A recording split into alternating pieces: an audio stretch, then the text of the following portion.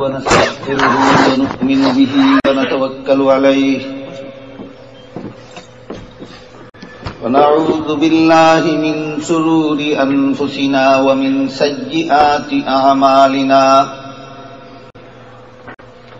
من يهده الله فلا مضل له ومن يضلله فلا هادي له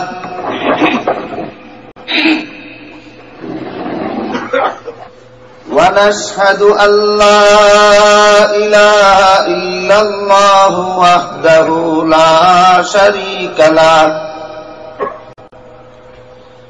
ونشهد أن سيدنا ونبينا ومولانا محمدا عبده ورسوله صلى الله تعالى عليه وعلى آله وأصحابه وبارك وسلم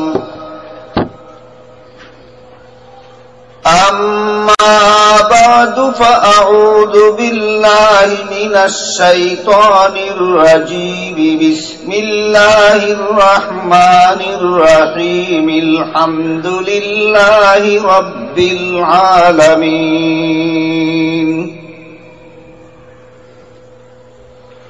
وقال رسول الله صلى الله عليه وسلم سورة الفاتحة 7 آيات أولها بسم الله الرحمن الرحيم الحمد لله رب العالمين أو كما قال عليه الصلاة والسلام حضرات উলামায়ে কেরাম, সম্মানিত সুধী সমাজ, আপনারা হয়তো অনেকে জানেন আজ কয়েকদিন যাবৎ নিউ ইয়র্ক শহরের বিভিন্ন মসজিদে বা হলে ধারাবাহিকভাবে সূরাতুল ফাতিহার তাফসীর থেকে আলোচনা চলছে। এ পর্যন্ত সূরাতুল ফাতিহার কয়েকটা নাম, নামের অর্থ এবং তাৎপর্য সম্পর্কে আলোচনা হয়েছে। চলমান আলোচ্য নামটা হল আসাসুল কুরআন। এর উপর আলোচনা গত 2-3 দিন যাবৎ চলছে। সূরাতুল ফাতিহার যত নাম আছে এর মধ্যে এক নাম হল আসাসুল কুরআন।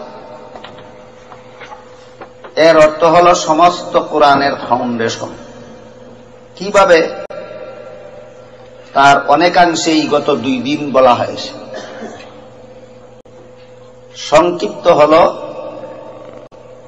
সংক্ষিপ্ত কথা হল 30 পারা কোরআনে আল্লাহ পাক রব্বুল আলামিন যা কিছু বলেছেন বিস্তারিতভাবে সবগুলি সূরাতুল ফাতিহার ভিতরে বলেছেন অতি সংক্ষিপ্তভাবে। এজন্য মুফাসসিরিনে কেরাম লিখেছেন 30 পারা কোরআন হল সূরাতুল ফাতিহার ব্যাখ্যা বা তাফসীর। তাহলে সূরাতুল ফাতিহাই হল মূল, আর বাকিটা হল তার ব্যাখ্যা। এজন্য আল্লাহ পাক রব্বুল আলামিন এই সূরার যত নামকরণ করেছেন এর মধ্যে একটা নাম হল ঈমান, আকীদা, ইবাদত, বন্দেগী, লেনদেন, আচার ব্যবহার, স্বভাব চরিত্র। এই 5 প্রকারের বিধিবিধান দিয়েছেন আল্লাহ 30 পারা কোরআনে বিস্তারিতভাবে। 5 প্রকারের বিধিবিধানে আল্লাহ সূরাতুল ফাতিহার ভিতরে দিয়েছেন অতি সংক্ষিপ্তভাবে। সুতরাং এই দৃষ্টিকোণ থেকেও সূরাতুল ফাতিহা সমস্ত কোরআনের ফাউন্ডেশন। এই 5 প্রকার বিধিবিধানের মধ্যে 5ম প্রকার বিধিবিধানের আলোচনা চলতেছে। স্বভাব চরিত্র বলা হয়েছে বিগত দিনগুলিতে। স্বভাব চরিত্র কাকে বলে? 10টা গুণ আছে, এই গুণগুলি যারা অর্জন করতে পারে, আর 10টা দোষ আছে, এই দোষগুলি যারা বর্জন করতে পারে, একমাত্র তারাই কোরআনের চরিত্রে চরিত্রবান হতে পারে। আমি সেদিনও বলেছি 10টা দোষ এবং 10টা গুণ সবিস্তারে আলোচনা করতে গেলে 10টা গুণের আলোচনার জন্য 10টা দিনের দরকার, 10টা দোষের আলোচনার জন্য আরো 10টা দিনের দরকার। সেই দীর্ঘ সময় আমার হাতে নেই। এই জন্য উদাহরণস্বরূপ কয়েকটা গুণের আলোচনা চলছিল এবং কয়েকটা দোষের আলোচনা চলছিল। আমরা যারা সবগুলি শোনার সুযোগ পাইলাম না, আমাদের অন্তত এতটুকু মনে রাখা দরকার যে কোরআনের বর্ণিত চরিত্রে চরিত্রবান হওয়ার জন্য প্রতিটি মানুষকে 10টা গুণে গুণান্বিত হতে হয় এবং 10টা দোষ বর্জন করতে হয়। এই 10টা দোষ বর্জনকারী এবং 10টা গুণে গুণান্বিত ব্যক্তিকে বলা হয় কোরআনের ভাষায় চরিত্রবান ব্যক্তি। এই 10 গুণের মধ্যে সবর একটা গুণ, এর আলোচনা হয়ে গেছে। শুকুর একটা গুণ, এর আলোচনা হয়ে গেছে। তাওয়াক্কুল একটা গুণ, এর আলোচনা হয়ে গেছে। আজকে আর 1-2টা গুণের আলোচনা করে তারপর বাকি আলোচনা সময় সাপেক্ষে হয়তো করা যেতে পারে। যে সমস্ত গুণ অর্জন করলে মানুষ কোরআনের চরিত্রে চরিত্রবান হতে পারে, এর মধ্যে একটা গুণ হল ইখলাস। ইখলাস শব্দের অর্থ হল খাঁটিত্ব, নির্ভেজাল, পিওর। কিভাবে একজন মুমিন পিওর হতে পারে, নির্ভেজাল হতে পারে, খাঁটি হতে পারে, এর বিবরণে এক হাদিসে রাসূল করিম সাল্লাল্লাহু আলাইহি ওয়াসাল্লাম বলেন, আন তা'বুদাল্লাহা কাআন্নাকা তারাহু ফাইন লাম তাকুন তারাহু ফাইন্নাহু ইয়ারাক। এক দীর্ঘ হাদিসে উল্লেখ আছে, হযরত জিবরিল আলাইহিস সালাম রাসূল করিম সাল্লাল্লাহু আলাইহি ওয়াসাল্লামকে জিজ্ঞেস করেছিলেন যে মানুষের ইবাদতটা নির্ভেজাল কিভাবে হতে পারে, মানুষের ইবাদতের মধ্যে ইখলাস কিভাবে আসতে পারে, কিভাবে মানুষের ইবাদত পিওর ইবাদত হতে পারে। জবাবে আল্লাহর রাসূল বলেন, আন তা'বুদাল্লাহা কাআন্নাকা তারাহ, এমন ভাবে ইবাদত করবে যেন তুমি আল্লাহকে দেখতেছ। যেন তুমি আল্লাহকে দেখতেছ বললেন কেন? এখানে অনেক কথা, সব কথা তো একদিনে বলা যায় না, একটু আভাস দিচ্ছি। মুসলমানদের মধ্যে যত দল আছে এর মধ্যে একটা মাত্র দল পিওর, নির্ভেজাল, খাঁটি। এই দলটাকেই আহলে সুন্নাত ওয়াল জামাত বলা হয়। আহলে সুন্নাত ওয়াল জামাতের আকীদা বিশ্বাস মতে দুনিয়ার জীবনে কোনো মানুষ চর্মচোখে আল্লাহকে দেখতে পারবে না, কিন্তু পরকালে মুমিন বান্দারা আল্লাহকে চর্মচোখেও দেখতে পারবে।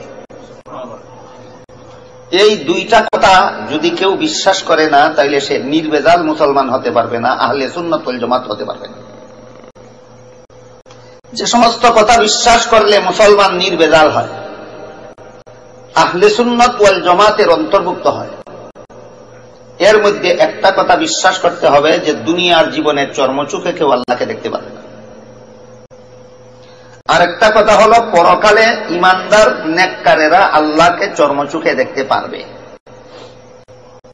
এখানে দুইটা প্রশ্ন বাকি থাকে, দুনিয়াতে দেখতে পারবে না কেন আর আখিরাতে দেখতে পারবে কেন? দুনিয়াতে দেখতে না পারার দুই কারণ। এক কারণ হলো দুনিয়ার জীবনে কোনো মানুষের চোখে আল্লাহ তাকে দেখার মতো পাওয়ার দেন না। দুনিয়াতে কোনো মানুষের চোখে আল্লাহ তাকে দেখার মতো পাওয়ার দেন না, এই জন্য দুনিয়াতে কেউ আল্লাহকে চর্মচোখে দেখতে পারে।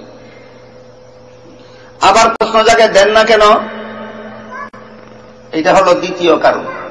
দেন না এই জন্য যে আল্লাহ চান মানুষ আল্লাহকে দেখার আগে বিশ্বাস করুক, দেখার পরে বিশ্বাস করলে সেই ঈমান আল্লাহর কাছে গ্রহণযোগ্য হবে না।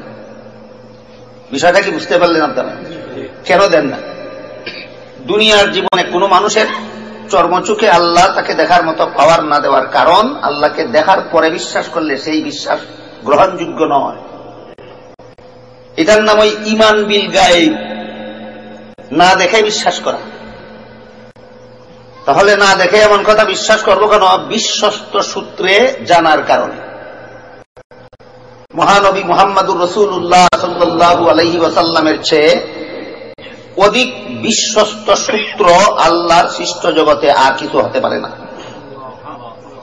আল্লাহর গোটা সৃষ্ট জগতের মধ্যে যিনি সর্বশ্রেষ্ঠ বিশ্বস্ত সূত্র, তিনি হলেন মুহাম্মদুর রাসূলুল্লাহ সাল্লাল্লাহু আলাইহি ওয়াসাল্লাম। মুহাম্মদুর রাসূলুল্লাহ সাল্লাল্লাহু আলাইহি ওয়াসাল্লামের মাধ্যমে আমরা জানতে পেরেছি আল্লাহ আছেন। আমাদের সূত্রটা সন্দেহযুক্ত না বিশ্বস্ত? তাহলে না দেখে বিশ্বাস করতে বাধাটা কোথায়? কোনো বাধা নেই। এর বেশি এই প্রসঙ্গটা এখানে আলোচনা করার সুযোগ নাই, আমার সামনে অনেক কথা বাকি রয়ে গেছে। আহলে সুন্নাত, এই জন্য আহলে সুন্নাত ওয়াল জামাতের মুসলমানদের আকীদা বিশ্বাস হলো দুনিয়ার জীবনে কেউ চর্মচোখে আল্লাহকে দেখতে পারবে না। বাকি রইল পরকালের জীবনে দেখতে পারবে কিভাবে?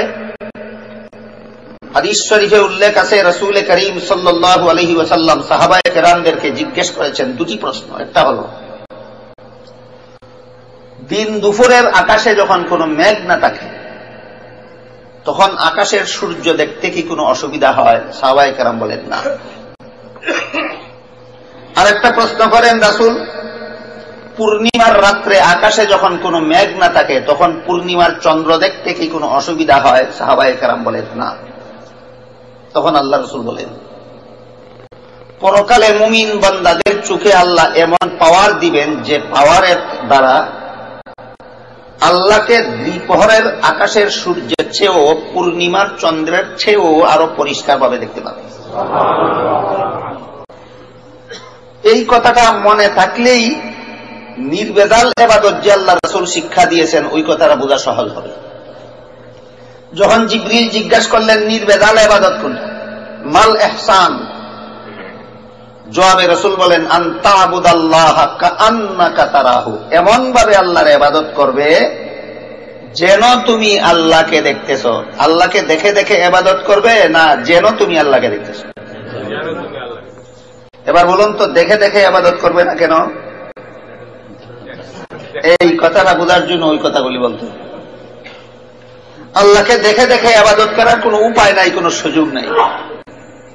কিন্তু যদি তুমি বাস্তবে আল্লাহকে দেখতে, তাহলে যেরকম মনোযোগে ইবাদত করতে, আল্লাহকে না দেখা সত্ত্বেও সেই রকম মনোযোগে ইবাদত করলে সেই ইবাদতটা হবে নির্বেজাল, খাঁটি। তাই রাসূল বলেন আনতা আবুদাল্লাহা কাআন্নাকা তারাহু, এমন ভাবে ইবাদত করবে যেন তুমি আল্লাহকে দেখতেছো। ওই রকম ইবাদত করেনেওয়ালা হঠাৎ করে হওয়া যায় না, এর জন্য কিছু চেষ্টা সাধনার দরকার হয়। সেই চেষ্টা সাধনার পদ্ধতি বর্ণনা করে পরবর্তীতে আল্লাহ রাসূল বলেন, ফাইল্লাম তাকুন তারাহু ফাইন্নাহু ইয়ারাক, তুমি যদিও আল্লাহকে দেখো না কিন্তু আল্লাহ অবশ্যই তোমাকে দেখে। কাজেই ইবাদত করার সময় যখন দেখবে তোমার মধ্যে অমনোযোগিতা এসে গেছে, তখনই তুমি এই কথাটা যদি কল্পনা করো যে আল্লাহ আমাকে দেখতেছেন, তা আবার তোমার ইবাদতে মনোযোগিতা এসে যাবে। এই চেষ্টাটাকে যখন তুমি অভ্যাসে পরিণত করবে, তখন তোমার জন্য আল্লাহকে দেখে দেখে ইবাদত করার মতো একাগ্রতা অর্জন হয়ে যাবে। গেল এই হাদিস, যে হাদিসে আল্লাহ রাসূল আমাদেরকে আমাদের ইবাদতের মধ্যে কিভাবে ইখলাস আসতে পারে, আমাদের ইবাদত কিভাবে নির্বেজাল হতে পারে, আমাদের ইবাদত কিভাবে খাঁটি হতে পারে, তা আল্লাহ রাসূল এই হাদিসে আমাদের শিক্ষা দিয়েছেন। মুসলমানের জিন্দেগিতে ইবাদতের মধ্যে যদি ইখলাস না থাকে, সেই ইবাদতের কোনো ফল সে আখিরাতে পাবে না। আর সংসারের কাজের মধ্যেও যদি ইখলাস থাকে, সংসারের কাজের দ্বারাও আখিরাতে সওয়াব পাবে। ইখলাস এমন একটা গুণের নাম, যে গুণ ইবাদতে না থাকলে ইবাদতও কবুল হয় না। যে গুণ সংসারের কাজের মধ্যে থাকলে সেটাও ইবাদতে রূপান্তরিত হয়। সংসারের কাজের মধ্যে ইখলাস থাকলে সেটা ইবাদতে রূপান্তরিত কিভাবে হয়, এর একটা উদাহরণ শুনুন।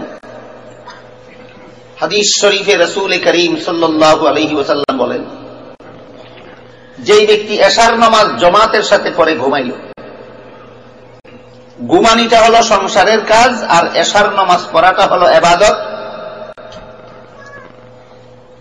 তাই ইবাদতটা যখন যথারীতি করে ঘুমাইল, এশার আগে ঘুমাইল না, তাহলে তার সংসারের কাজটাও মন গড়া ভাবে করলো না, রাসূলের শিক্ষা দেওয়া পদ্ধতি মতে করলো, এশার আগে ঘুমাইল।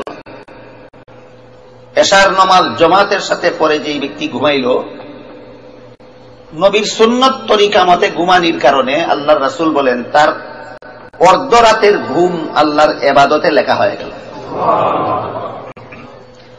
আবার যখন ঘুম থেকে জাগার পরে ফজরের নামাজ জামাতের সাথে পড়বে, বাকি অর্ধরাতের ঘুম তার ইবাদতে লেখা হয়ে গেল। সুতরাং রাসূল বলেন যেই ব্যক্তি এশার নামাজও জামাতে পড়ে ঘুমাইল, ফজরের নামাজও জামাতের সাথে পড়ে ঘুমাইল, ঘুম থেকে জাগার পরে ফজরের নামাজও জামাতের সাথে পড়ে, এই ব্যক্তি এশার থেকে ফজর পর্যন্ত সারা রাত যত ঘুম ঘুমাইল, সম্পূর্ণ ঘুম তার সংসারের কাজ ছিল, কিন্তু এই সংসারের কাজটাই ইবাদতে রূপান্তরিত হয়ে গেল। কেন? নবীর তরিকা মতে সংসারের কাজটা করার কারণে। কারো মধ্যে ইখলাস না থাকলে নবীর তরিকা মতে সংসারের কাজও করতে পারে না, কারো মধ্যে ইখলাসের গুণ না থাকলে নবীর তরিকা মতে ইবাদত বন্দেগীও করতে পারে না। এই হাদিসের দ্বারা আবার কেউ ভাবতে পারেন তাহলে তো এশা এবং ফজর দুই ওয়াক্তের নামাজ অন্তত মেয়ে লোকদেরও জামাতের সাথে পড়া দরকার। হাদিস শরীফে রাসূল করিম সাল্লাল্লাহু আলাইহি ওয়াসাল্লাম বলেন, খায়রু মাসাজিদিন নিসাই কারু বুয়ুতিহিন্না, নারীদের শ্রেষ্ঠ মসজিদ তাদের ঘরের কোণা। একজন মেয়ে লোক জিজ্ঞেস করলো, ওগো আল্লাহর রাসূল, আপনি যে বললেন মদিনা শরীফের মসজিদের জামাতে শরীক হলে এক রাকাতে 50,000 রাকাতের সওয়াব পাওয়া যায়, সেই সওয়াবটা কি আমার হাসিল করার দরকার নাই? রাসূল বলেন, সেই সওয়াবটাই তুমি পাবে ঘরের কোণায় একা একা পড়লে। তাহলে মসজিদে জামাতে নামাজ পড়ার যে ফজিলত, সেটা নারীদের জন্য নয়, সেটা পুরুষের জন্য। তো আমি আশা করি উদাহরণের মাধ্যমে আপনারা বুঝতে পেরেছেন, ইখলাসের সাথে ইবাদত বন্দেগী করলে, সেই ইবাদত ইখলাসের সাথে সংসারের কাজ করলে তাতেও ইবাদত বন্দেগীর সওয়াব পাওয়া যায়। আর ইবাদত বন্দেগীতেও যদি ইখলাস না থাকে, সেই ইবাদতের কোনো সওয়াব পাওয়া যায় না। এজন্য অন্য এক হাদিসে আল্লাহ রাসূল বলেন, কাল হাসরের বিচারে আল্লাহ পাক রব্বুল আলামিন এক শ্রেণীর শহীদকে জিজ্ঞাসা করবেন, তোমরা কি আমল করে এসেছো দুনিয়াতে? শহীদ বলবে, আল্লাহ তোমার রাস্তায় লড়াই করেছে, প্রাণ বিসর্জন দিয়ে শহীদ হয়েছে। এরপরে বন্দার পক্ষে আর কি বা করার থাকে? আল্লাহ রাস্তায় লড়াই করবে, জান দিয়া দিবে, শহীদ হয়ে যাবে, তারপরেও আরো কোনো দায়িত্ব থাকতে পারে? আল্লাহ পাক রব্বুল আলামিন শহীদের এই জবাবের পরে ফেরেশতাকে বলবেন, ফেরেশতা, এই শহীদের পায়ে জিঞ্জির দিয়ে বাঁধো আর উল্টা হেচড়াইয়া তাকে জাহান্নামে নিয়ে যাও। রাসূল বলেন, শহীদ জিজ্ঞাসা করবে আল্লাহর কাছে, হে আল্লাহ, কোন অপরাধে আমি জাহান্নামে যাব? আমি তো তোমার রাস্তায় জান দিলাম। আল্লাহ পাক রব্বুল আলামিন বলবেন, তুমি আমার রাস্তায় লড়াই করেছো, জান দিয়েছো, এইগুলি ভালো, কিন্তু তোমার মধ্যে ইখলাস ছিল না। একমাত্র আল্লাহকে সন্তুষ্ট করার জন্য মুসলমান কাজ করবে, এই মনোভাবটার নাম ইখলাস। ইখলাসের বাংলা অর্থ হলো হাটিত্ব, নির্বেদান। ইসলামের পরিভাষায় কোন কাজের মধ্যে ইখলাস থাকার মানে হলো কাজটা আমি করতেছি শুধুমাত্র আল্লাহকে খুশি করার জন্য। দুনিয়ার কোন মানুষ আমার কাজের দ্বারা খুশি হইলেও আমার কিছু আসে যায় না, দুনিয়ার কোন মানুষ আমার কাজের দ্বারা অসন্তুষ্ট হইলেও তাতে আমার কিছু আসে যায় না। আমি যদি আমার কাজের দ্বারা আল্লাহকে সন্তুষ্ট করতে পারি, আমি সফল। আমার কাজের দ্বারা যদি আমি আল্লাহকে সন্তুষ্ট করতে না পারি, সারা দুনিয়ার মানুষকে সন্তুষ্ট করতে পারলেও আমার কাজটা বিফল। এই মনোভাবের নাম ইখলাস। ওই শহীদের ইখলাস ছিল না। আল্লাহ বলবেন, তোমার আমল ভালো ছিল, তোমার ইখলাস ছিল। তুমি যুদ্ধ করেছ আমি আল্লাহকে সন্তুষ্ট করার জন্য নয়, সমাজে তুমি বীর যোদ্ধা উপাধি ধারণ করার জন্য। সমাজের মানুষ তোমাকে বীর যোদ্ধা বলে তোমাকে প্রশংসা করবে। তুমি সমাজকে সন্তুষ্ট করার জন্য যুদ্ধ করেছ, আমি আল্লাহকে সন্তুষ্ট করার জন্য নয়। তোমার মতো শহীদের পুরস্কার আমি আল্লাহর কাছে জাহান্নামের আগুন ছাড়া আর কিছু নাই। কথা বুঝে থাকলে, হাদিসের মর্মটা বুঝে থাকলে একটু দয়া করে বলুন, এই শহীদ জাহান্নামে গেল আমল খারাপ হওয়ার কারণে না আমল বালা সত্ত্বেও ইখলাসের অভাবে? এই জিনিসটার নাম হইল ইখলাস। এই গুণে গুণান্বিত না হওয়া পর্যন্ত একটা মানুষ কোরআনের বর্ণিত চরিত্রে চরিত্রবান হতে পারে না। কতগুলি গুণ অর্জন করলে কোরআনের চরিত্রে চরিত্রবান হয়? এর মধ্যে একটার নাম ইখলাস।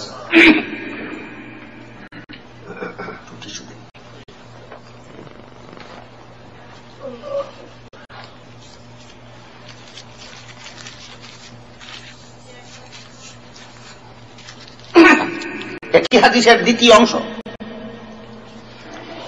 সে অংশে আল্লাহ রাসূল বলেন, তারপর আল্লাহ পাক রব্বুল আলামিন এক শ্রেণীর দান খয়রাতকারীকে জিজ্ঞেস করবেন হাসরের মাঠে, তোমরা কি আমল করেছ? তারা বলবে, হে আল্লাহ, বহু কষ্টে উপার্জন করেছি ধন সম্পদ টাকা পয়সা, এর বিরাট অংশ তোমার নামে তোমার রাস্তায় দান খয়রাত করে দিয়েছি। আল্লাহ পাক রব্বুল আলামিন ফেরেশতাকে বলবেন, হে ফেরেশতা, এই দানবীরের পায়ে জিঞ্জির দিয়ে বাঁধো আর উল্টা হেচড়াইয়া তাকে জাহান্নামে নিয়ে যাও। দানবীর আল্লাহর কাছে জানতে চাইবে, হে আল্লাহ, কোন অপরাধে আমি জাহান্নামে যাব?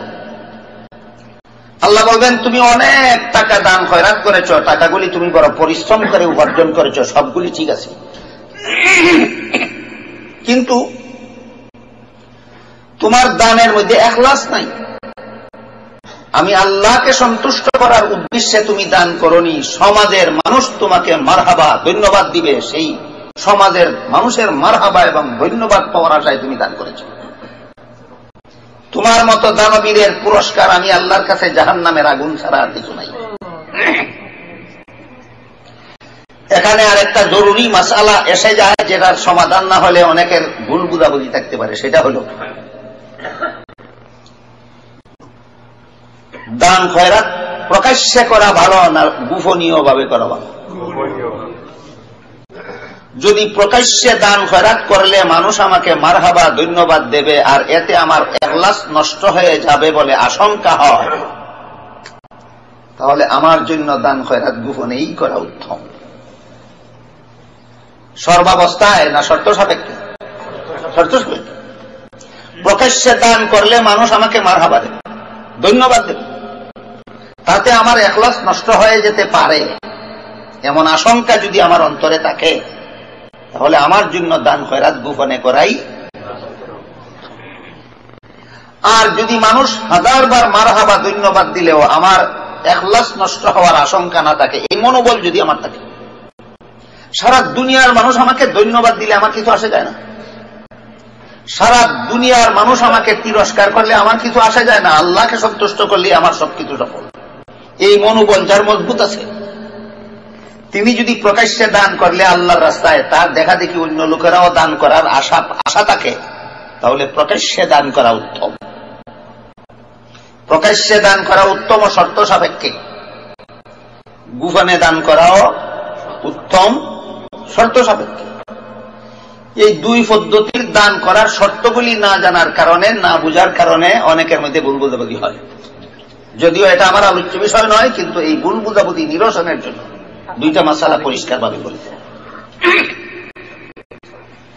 গেল। দানবীর সম্পর্কে আল্লাহ হাসরের মাঠে যে দানবীরকে বলবেন যে তোমার দানের মধ্যে ইখলাস না থাকার কারণে তোমার মতো দানবীরের পুরস্কার আমি আল্লাহর কাছে জাহান্নামের আগুন ছাড়া কিছু নাই। হাদিসের প্রথম অংশে দেখা গেল এক শ্রেণীর শহীদ জাহান্নামে গেল শুধু ইখলাসের অভাবে।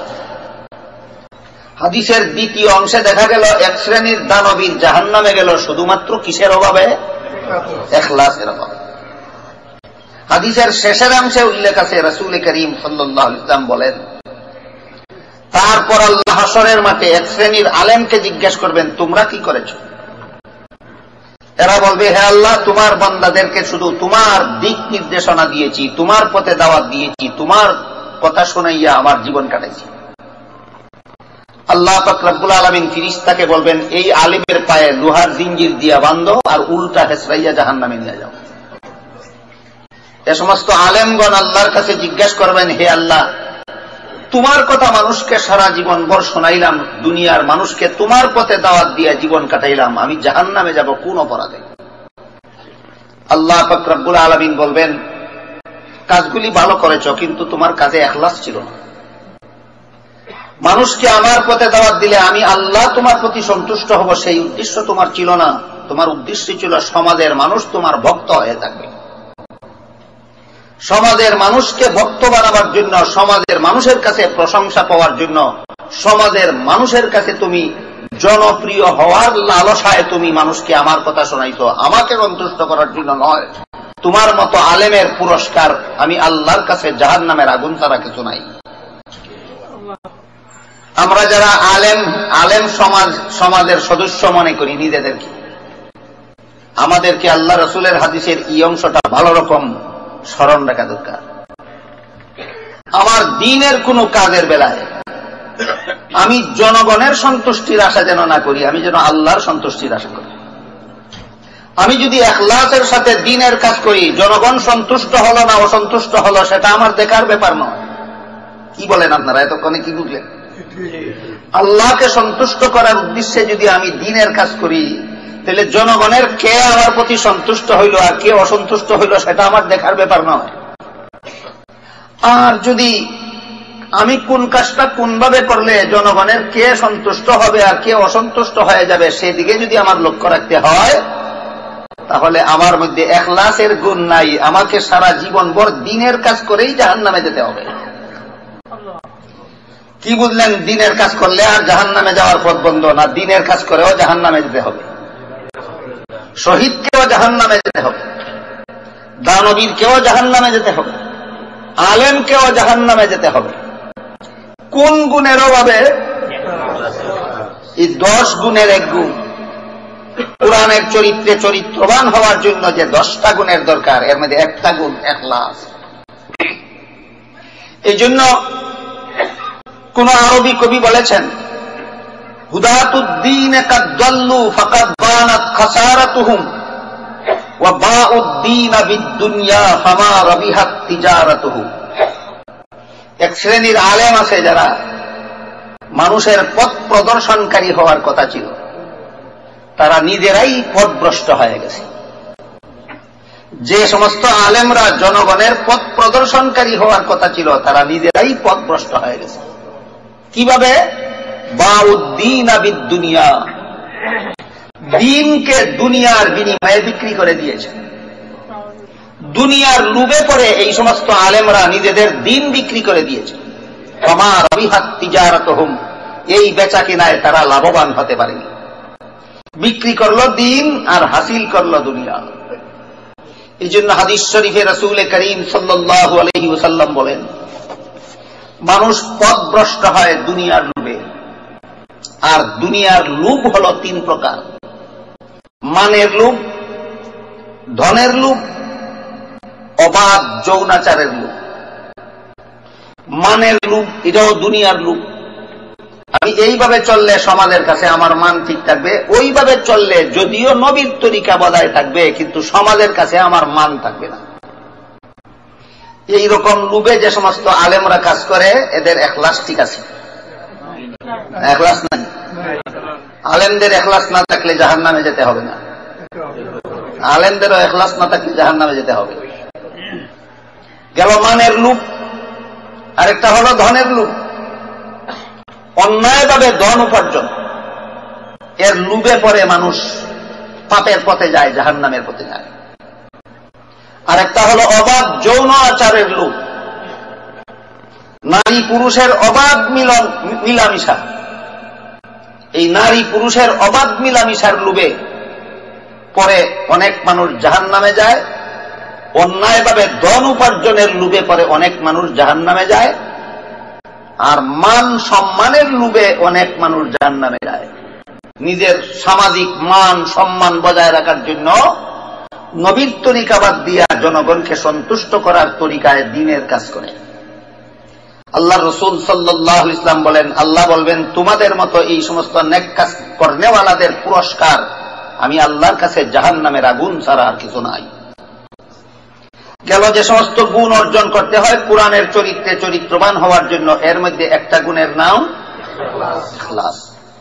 আজকে আরেকটা গুণের আলোচনা করে তারপরে সামনে চলে যাব।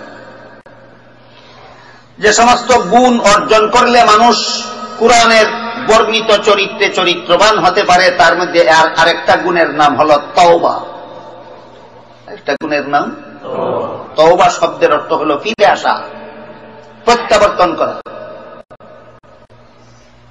এই তওবা ইসলামের পরিভাষায় তওবা বলে যখন আমি কোরআন হাদিসের আলোকে বুঝতে পারলাম আমার অমুক কাজটা দোষ, অমুক কাজটা আমার অন্যায়, এই কাজ করাটা আমার অপরাধ, এই কাজ করাটা আমার গুনার কাজ, এই কাজ করা আল্লাহকে সন্তুষ্ট করার কাজ নয়, সাথে সাথে অনুতপ্ত হয়ে লজ্জিত হয়ে সেই কাজ ছেড়ে দিয়ে ভালো কাজের দিকে ফিরে আসা, এর নাম হইল ইসলামের পরিভাষায় তওবা। আল্লাহ পাক রব্বুল আলামিন কোরআনের বিভিন্ন আয়াতে তওবার নির্দেশ দিয়েছেন। এক আয়াতে বলেন ওয়াতুবু ইলাল্লাহি জামিআন আইয়ুহাল মুমিনুনা লাআল্লাকুম তুফলিহুন, হে মুমিনগণ তোমরা সবাই তওবা করো। তুবু ইলাল্লাহি জামিআন আইয়ুহাল মুমিনুন, কেন? লাআল্লাকুম তুফলিহুন, যাতে তোমরা সফল হতে পারো। সুতরাং আমরা কোরআন হাদিসের আলোকে আমাদের যার মধ্যে যে দোষ আমরা বুঝতে পারি, যার মধ্যে যে অন্যায় আমাদের ধরা পড়ে, যার মধ্যে যে অপরাধ আছে বলে কোরআনের আলোকে আমাদের কাছে ধরা পড়ে, এটাতে অটল থাকার নামই তওবা। এটার থেকে ফিরে আসার নামই তওবা। ফিরে আসার নাম। এই ফিরে আসলে পরে আল্লাহ পাক রব্বুল আলামিন অতীতে সে যত গুনাহ করেছিল, যদি বান্দা যথারীতি তওবা করে নিজের গুনাহ থেকে সওয়াবের পথে ফিরে আসে, জাহান্নাম থেকে জান্নাতের পথে ফিরে আসে, শয়তানের পথ থেকে আল্লাহর পথে ফিরে আসে, তাহলে আল্লাহ পাক রব্বুল আলামিন এদের ব্যাপারে বলেন উলাইকা ইউবাদদিলুল্লাহু সাইয়্যাতিহিম হাসানাত, এরা যত গুনাহ করেছিল সবগুলি গুনাহ মাফ করে দিয়ে আল্লাহ আরো এই পরিমাণ সওয়াব তাদের আমলনামায় লেখেন। বলেন তওবা গুণের উপকারিতাটা বুঝে আসলো আমাদের। তওবা একটা গুণ, যে গুণে গুণান্বিত না হলে কোন মানুষ কোরআনের চরিত্রে চরিত্রবান হতে পারে না। এর মধ্যে একটা গুণের নাম হলো তওবা। তওবার মানে হলো যে আমি শরীয়তের দৃষ্টিতে আমার কাছে যে অপরাধ দেখতে পেলাম, সেই অপরাধ আমি ছেড়ে দিয়ে যদি আমি নিরপরাধের পথে যদি ফিরে আসতে পারি, এটার নাম হলো তওবা। এর ফজিলত হলো আল্লাহ পরিষ্কার ভাষায় নিজেই কোরআনে বলেন, যে পরিমাণ গুনাহ করেছিলে সবগুলি মাফ করে দিয়ে আরো এই পরিমাণ সওয়াব আমি তোমার আমলনামায় লিখে দেব। এই তওবা আল্লাহর কাছে গ্রহণযোগ্য হওয়ার জন্য কতগুলি শর্ত আছে। শর্তগুলি না জানার কারণে আমাদের সমাজের অনেক মুসলমান এমন তওবা করে যে তওবাটা একটা দস্তুর মতো হাস্যকর মনে হয়, উপহাসের মতো মনে হয়। যেমন সুদের কারবার তার চালু আছে, জানে কোন কোন জায়গায় কত টাকা সুদের মুনাফার উপর সে বিনিয়োগ করছে, আর জানা আছে। মসজিদে আসার পরে যখন ইমাম সাহেব হুজুর মুসল্লিদেরকে তওবার জন্য বলেন, দোয়া করার জন্য বলেন, তওবা করো, আল্লাহর কাছে দোয়া করো, আল্লাহ যেন আমাদের মাফ করেন, ইমাম সাহেবের সাথে হাত উড়াইয়া আমিন আমিন বলে ইমাম সাহেব বলেন, আল্লাহ যত গুনাহ করেছি ভবিষ্যতে আর কোনোদিন করবো না, দয়া করে মাফ করে দাও, আমরা তওবা করলাম। সুদ করেও বলে আমি, ঘুষ করেও বলে আমি, বেনামাজিও বলে আমি, বেপরদায়ও বলে আমি। কি আমিন? কি তুমি আমিন বলে কি বোঝাতে চাও? তোমার তো সুদের কারবার চালু আছে, তোমার আমিন মানে কি? তোমার তো ঘুষখুরি চালু আছে, তোমার আমিন বলার মানেটা কি? তুমি তো নামাজ না পড়ার অভ্যাস চালু আছে, তোমার আমিন বলার মানেটা কি? তোমার তো বেপরদা চাল চলানোর অভ্যাস ছাড়ো নাই, তোমার আমিন বলার মানেটা কি? এই মানেটা কি বোঝার জন্য হাদিসের বর্ণিত আরেকটা ঘটনা আমরা শুনি। হযরত মূসা আলাইহিস সালামের জমানায় এক সময় অনাবৃষ্টি দেখা দিল, বৃষ্টির অভাব দেখা দিল, কৃষকদের ফসল নষ্ট হয়ে যাচ্ছিল। মূসা আলাইহিস সালাম বললেন, মানুষের গুনার কারণে আল্লাহ রহমতের বৃষ্টি বন্ধ করে দিল। তোমরা সবাই আসো আমার কাছে, যার যার গুনাহ থেকে তওবা করো, আমি তোমাদেরকে নিয়ে আল্লাহর কাছে দোয়া করব, তওবা ইস্তেগফার করব, এর বিনিময়ে আল্লাহ তোমাদের মাফ করে দেবেন এবং রহমতের বৃষ্টি বর্ষণ করবেন। তারা নবীর কাছে আসলো। নবী তাদেরকে নিয়ে বলতেছিলেন, হে আল্লাহ, আমাদের যার যত গুনাহ আছে আমরা লজ্জিত হইয়া অনুতপ্ত হইয়া এগুলি ছেড়ে দিলাম, আমরা তওবা করলাম, প্রত্যাবর্তন করলাম, আর কোনোদিন এই সমস্ত গুনার পথে যাব না। আল্লাহ আমাদেরকে মাফ করে দাও, রহমতের বৃষ্টি বর্ষণ করো।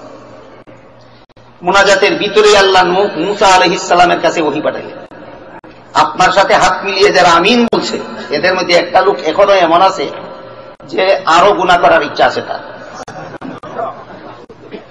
আপনার সাথে হাত মিলিয়ে যারা আমিন আমিন আমিন বলছে, তাদের মধ্যে একটা লোক এখনো এমন আছে যার আরো গুনাহ করার ইচ্ছা আছে। এই লোকটা যতক্ষণ পর্যন্ত আপনার সাথে হাত মিলে আমিন বলবে, ততক্ষণ পর্যন্ত আপনার দোয়া কবুল হবে না। মানুষে তো ইমাম সাহেবকে নিয়ে দোয়া করার পরে কবুল না হইলে যত সব দোষ ইমাম সাহেবের গাড়ে চাপাইয়া দেয়। কি দোয়া করলেন, আপনাকে নিয়ে এত দোয়া করলাম, কি হলো, গেল কোথায়? আজকে শুনেন আপনাদের দোয়াগুলি যায় কোথায়।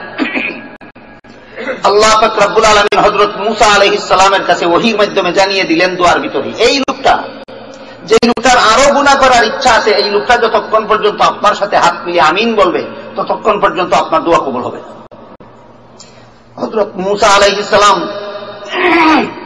দোয়াতে বিরতি দিয়া বললেন, তোমাদের তো জানা আছে কার মনে মনে ইচ্ছা আছে আরো গুনাহ করার, তুমি এখান থেকে চলে যাও, তুমি আমার দোয়াতে শরীক হলে দোয়া কবুল হবে।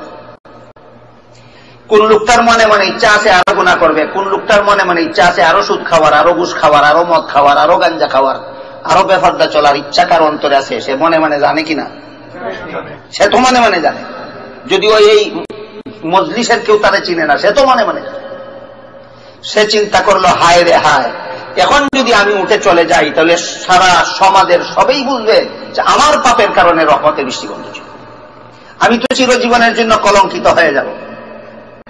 মনে মনে আল্লাহকে বলে, হে আল্লাহ, আমাকে তুমি কলঙ্ক করো না আল্লাহ, তুমি জানো আর আমি জানি, কথা দিলাম আর জীবনে কোনোদিন গুনার পথে যাব না।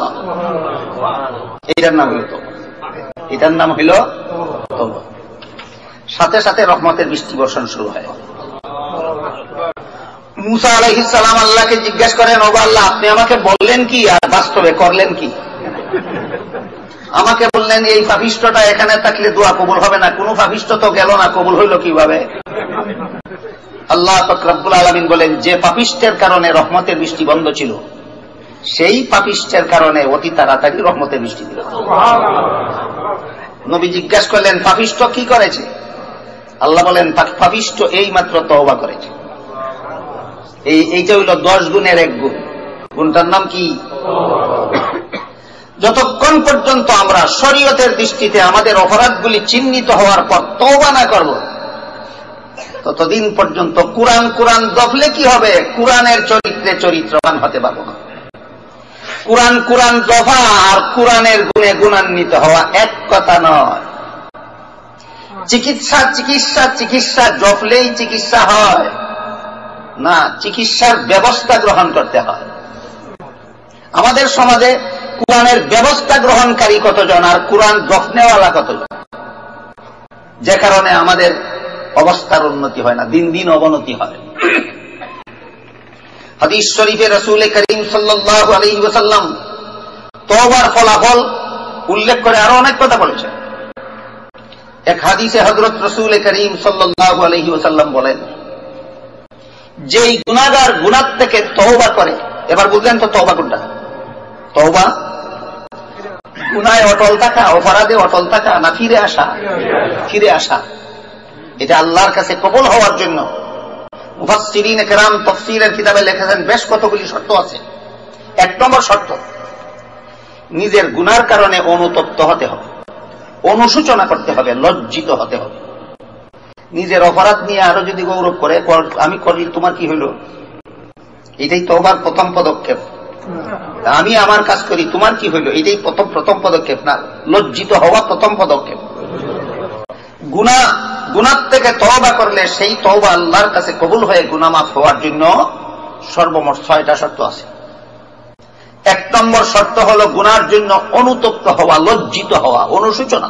হায় রে হায়, আমি করলাম কি? আমি তো এই গুনার কারণে আল্লাহকে অসন্তুষ্ট করে ফেললাম, আমি তো আল্লাহর শাস্তির যোগ্য হয়ে গেলাম। 1 নম্বর শর্ত। 2 নম্বর শর্ত হইল গুনাহ বর্জন করে তওবা করা, গুনাহ চালু রেখে তওবা নয়। সুতরাং যার সুদের কারবার চালু আছে সে তওবা করলাম বললে তওবা হয় না।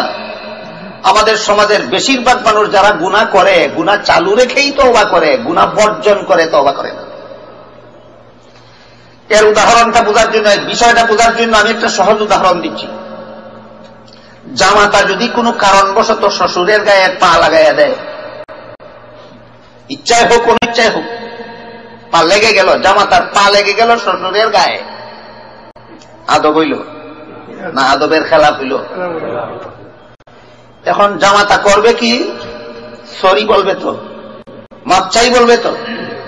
বলুন আপনারা, পা সরাইয়া মাপ চাইবে না লাগাইয়া মাপ চাইবে? লাগাইলো যে লাগাইলো, এটা সরায় না করে আল্লাহর হস্তে মাপ চাইবে।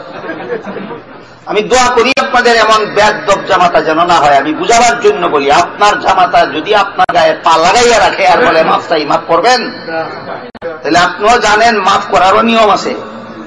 শ্বশুর বুঝি বুঝতে পারে মাফ করার নিয়ম কোনটা, আল্লাহ বুঝি বুঝে না মাফ করার নিয়ম কোনটা। এই জন্য তওবা কবুল হওয়ার 2 নম্বর শর্ত হইল যে অপরাধ করেছ সেই অপরাধ বর্জন করে তওবা করো। কথা বুঝলেন কিনা দেখুন। 1 নম্বর শর্ত হইল গুনার জন্য লজ্জিত হও, 2 নম্বর শর্ত হইল গুনাহ বর্জন করো, 3 নম্বর শর্ত হল ভবিষ্যৎ জীবনে আর কোনদিন তুমি এই পথে পা বাড়াবে না, এ মর্মে আল্লাহর সাথে পাক্কা ওয়াদা করো। আল্লাহর সাথে পাক্কা কি? মসজিদে বসে বসে বলে যে আজকে ইমাম সাহেবের সাথে তওবা করে অতীত জীবনের গুনাহ মাফ করাইয়া রাখি, আর আগামীকাল থেকে যেগুলি করব এইগুলি আগামী সবে বরাতে মাফ করাইয়া নেব। এটার নাম হলো পাক্কা।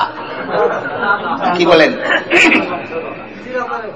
তওবা কবুল হওয়ার জন্য 3 নম্বর শর্ত হইল ভবিষ্যতে আর কোনদিন গুনাহ করবে না, এই মর্মে তুমি আল্লাহর কাছে বেজাল ওয়াদা করো, পাক্কা ওয়াদা করো। খাঁটি দিলে, খাঁটি অন্তরে আল্লাহকে বলো, আল্লাহর জীবন ওই লোকটা মুসা ইসলামের সাথে লোকটা যেভাবে বলেছিল সেইভাবে আল্লাহকে বলো, আর জীবনে গুনাহ করো। অ্যাক্সিডেন্টলি যদি আবারও শয়তান তোমাকে কোনো গুনার প্রতি নিয়ে যায়, আবারও যদি খাঁটি দিলে আল্লাহর সাথে ওয়াদা করতে পারো, আল্লাহ আবারও মাফ করবে, সেটা ভিন্ন কথা। কিন্তু মাফ চাওয়ার সময় যদি মনে ভেজাল থাকে, এইটা মাফ হবে না। বেশ কমটা বুঝতে পারলেন? বারবার গুনাহ করলে, বারবার তওবা করলে, বারবার আল্লাহ মাফ করেন, কিন্তু তওবা করার সময় দিলটা নির্ভেজাল হতে হবে। তওবা করার সময় অন্তরটা, অর্থাৎ তওবা করার সময় ভবিষ্যতে আর গুনাহ করার ইচ্ছা অন্তরে না থাকতে হবে।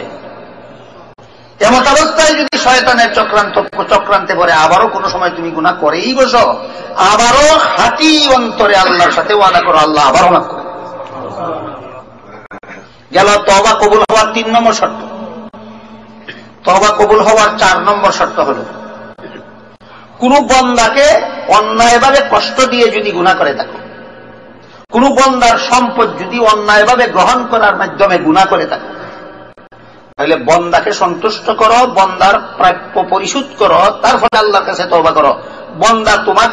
বন্দা তোমাকে মাফ না করলে, যে বন্দার সাথে অন্যায় করেছো তুমি, সেই বন্দা তোমাকে মাফ না করলে তওবার দ্বারা আল্লাহ তোমাকে মাফ করবে না। কত নম্বর শর্ত? 4 নম্বর শর্ত। তুমি এক বন্দার 50 লক্ষ টাকা ঠকাইয়া খাইছো, আর আল্লাহর কাছে বললা, আল্লাহ তওবা করলাম মাফ করে দাও। আল্লাহ যদি তোমাকে মাফ করে দেন, তার 50 লাখ দিবে কে?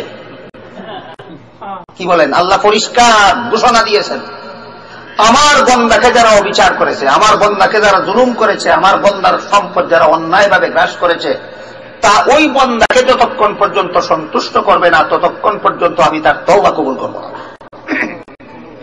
কত নম্বর শর্ত গেল? 5 নম্বর। 4 নম্বর। 5 নম্বর শর্ত হল এমন কোন ফরজ বন্দেগী লঙ্ঘনের মাধ্যমে যদি গুনাহ করে থাকো, যা কাজা করার নিয়ম আছে শরীয়তে, যা কাজা করার নিয়ম আছে শরীয়তে। যেমন রমজান মাসের রোজা না রেখে গুনাহ করেছ, কাজা করার নিয়ম আছে কিনা শরীয়তে? 5 বেলার নামাজ না পড়লে গুনাহ হয়, কিন্তু তারপরে কাজা করার নিয়ম আছে শরীয়তে। যে বন্দেগী লঙ্ঘন করে গুনাহ করেছ অথচ তা কাজা করার নিয়ম আছে শরীয়তে, তা কাজা করার পরে তওবা করো, কাজা করার আগে তওবা কবুল হবে না। গত রমজানে 5 রোজা রাখেনি সে, পরবর্তী রমজানের আগে সেই 5 রোজা কাজাও করলো না, শুধু বলে আল্লাহ তওবা করলাম, আল্লাহ এই তওবা কবুল করবেন না। কথা বুঝলেন কিনা দেখেন। তাহলে আমাদের কাজা রোজাগুলি পালন করার আগে তওবা কবুল হবে না। ঠিক তেমনি ভাবে ফরজ নামাজ, যার জীবনে যত ফরজ নামাজ পড়া হয়নি সময় মতো, হাদিস শরীফে রাসূল করিম সাল্লাল্লাহু আলাইহি ওয়াসাল্লাম বলেছেন সেইগুলি পরে নিতে হবে। না পরে অতীতের কাজা নামাজ না পরে, কাজা আদায় না করে তওবা করলে তওবা কবুল হবে। কেউ কি এখানে বিভক্তি করতে চায়? জেনে শুনে যে সমস্ত নামাজ কাজা করলো জীবনভর, এগুলি বলে পড়তে হয় না। শুধু না জেনে যে নামাজ কাজা হইল সেই নামাজ বলে পড়তে হয়। আমি জিজ্ঞাসা করি, মুফাসসিরিনে কেরাম লিখেছেন, বান্দার কাছে ইবাদত হলো আল্লাহর প্রাপ্য, বান্দার কাছে ইবাদত হলো আল্লাহর প্রাপ্য। পরিষ্কার ভাষায় হাদিস শরীফে আল্লাহ রাসূল বলেন, একজন সাহাবীকে জিজ্ঞেস করেন, ও আমার প্রিয় সাহাবী, তুমি জানো কি বান্দার কাছে আল্লাহর প্রাপ্য কি আর আল্লাহর কাছে বান্দার প্রাপ্য কি? সাহাবী বলেন, আমি জানি না। রাসূল বলেন, শোনো, বান্দার কাছে আল্লাহর প্রাপ্য হলো সে আল্লাহকে লা শরীক জেনে আল্লাহর ইবাদত করবে। তাহলে আল্লাহর ইবাদতটা বান্দার কাছে আল্লাহর প্রাপ্য। আর আল্লাহর কাছে বান্দার প্রাপ্য হলো আল্লাহ বান্দাকে জান্নাতে দিবে। বান্দার কাছে আল্লাহর প্রাপ্য ইবাদত, আল্লাহর কাছে বান্দার প্রাপ্য জান্নাত। বলার পরে আল্লাহ রাসূল বলেন, যে বান্দা আল্লাহর প্রাপ্য আদায় করে দেবে, আল্লাহ সেই বান্দাকে তার প্রাপ্য আদায় করে দেবে। কথাটা বুঝতে পারছেন আপনারা? যে বান্দা আল্লাহর পাওনা দিয়া দিবে, অর্থাৎ ইবাদত করবে, আল্লাহ সেই বান্দার পাওনা দিয়া দিবেন, অর্থাৎ জান্নাতে দিয়া দিবেন। এই হাদিসে আল্লাহ রাসূল পরিষ্কার বলে দিয়েছেন, ইবাদত বান্দার কাছে আল্লাহর পাওনা প্রাপ্য। আপনার কাছে যদি আমার প্রাপ্য থাকে, আমি ভুলবশত আপনার কিছু টাকা নিয়ে গেলাম, ভুলবশত নিলেও প্রাপ্য হইল কিনা? এইটা যদি দিয়া দিতে হয়, জেনে শুনেই আপনার কিছু টাকা আমি ঠকাইয়া খাইলাম, এটা দিতে হবে না, এমন কোন যুক্তি আছে? তাইলে না জেনে যদি কোনো নামাজ না পড়ে থাকে সেইটার কাজা করতে হবে, আর জেনে শুনে যে সমস্ত নামাজ পড়লো না সেইগুলির কাজা করতে হবে না। এটা সুযুক্তি না কুযুক্তি? কুযুক্তি। এই জন্য হাদিসে আছে, হাদিসের ব্যাখ্যায় উল্লেখ আছে, হাদিসের ব্যাখ্যা গ্রন্থে আছে, তাফসীরের কিতাবে উল্লেখ আছে, অতীতের নামাজগুলি, যে ফরজ নামাজগুলি যথাসময়ে আদায় করা হয়নি, এটা জেনে শুনে কাজা করেছ না জেনে কাজা করেছ, অল্প না বেশি, এর কোনো বিভক্তি নাই। অতীত জীবনের ফরজ নামাজ যে যতটুকু পড়নি সেইগুলি পড়ার পরে আল্লাহর কাছে তওবা করতে হবে, এর আগে তওবা কবুল হবে না। গত রমজানের অথবা অতীত জীবনের যে কোনো রমজানের রোজা না রেখে থাকলে সেই রোজা কাজা করার আগে যেমন তওবা কবুল হবে না, অতীত জীবনে যে ফরজ নামাজগুলি যথাসময়ে পড়া হয়নি ওই নামাজগুলি কাজা না করা পর্যন্ত তওবা কবুল হবে না। এটা কত নম্বর শর্ত? 5 নম্বর শর্ত। তওবা কবুল হওয়ার 6 নম্বর শর্ত হইল আল্লাহর কাছে অনুনয় বিনয় করে মাপ চাও। আল্লাহর কাছে অনুনয় বিনয় করে মাপ চাও। এভাবে যারা তওবা করে তারা তওবার উপর অটল থাকতে পারে, এভাবে যারা তওবা করে না তারা তওবার উপর অটল থাকতে পারে না।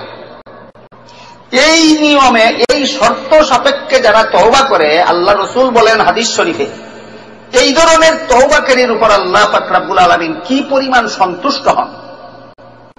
রাসূল একটা উদাহরণ দিয়ে বলেছেন, একটা লোক 6 মাসের রাস্তা দূরে সফরে যাবে, যে সেই যুগের সফর এই যুগের নয়।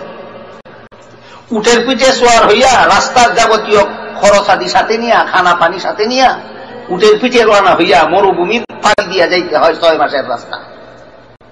6 মাসের রাস্তার মধ্যে কোনো বাড়িঘর নাই, দোকানপাট নাই, খাদ্য পানীয় সংগ্রহ করার কোনো ব্যবস্থা নেই।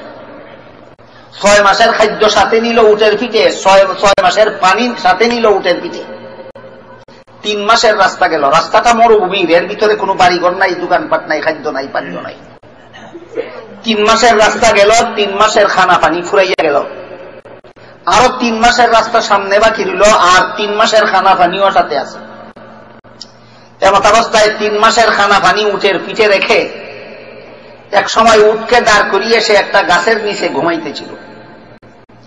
ঘুম ভাঙ্গার পরে দেখলো 6 মাসের খানা পানি পিঠে নিয়ে উট পালিয়ে গেল।